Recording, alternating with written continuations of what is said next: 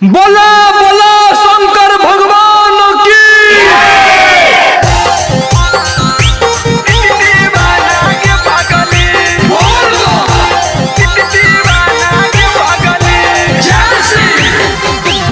हलकट music recording studio Nawada.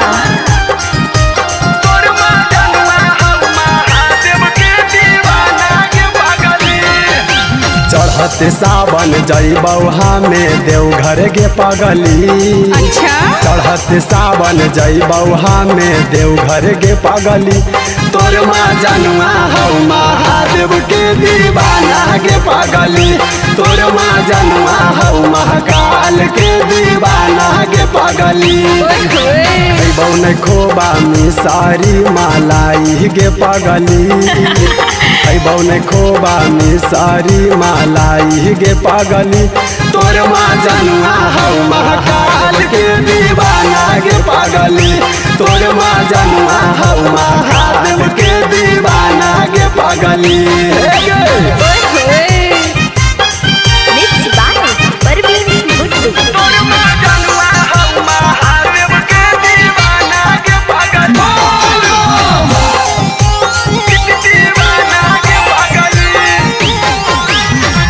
Bihar जाना पूरा झारखंड गे आबे दी सावन फिर जलतौ चिलिम गे। ओकरा बिना लग हम निक नहीं मान गे। उहे हकौ बाबा के पारा साध गे। यूपी बिहार जानो हो झारखंड गे आबे दी सावन फिर जलतौ चिलिम गे। ओकरा बिना लग हम निक नहीं मान गे।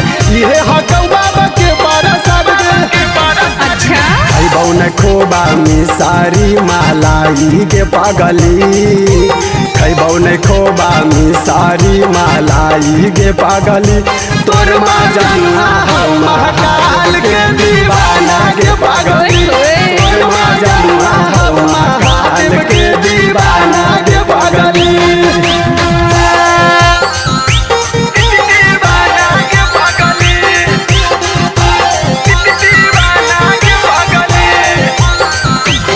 हलकट म्यूजिक रिकॉर्डिंग स्टूडियो नवादा।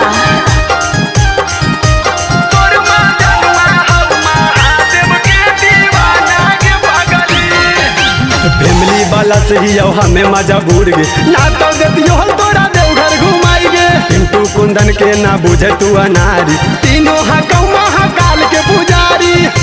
हे गे की बुझनी। अच्छा फैमिली वाला से ही हमें मजबूर गे। ना तो देतियो हल तोरा देवघर घुमाई गे। परवीन करण के तू बुझे नया नारी। दोनों हकौ महाकाल के पुजारी।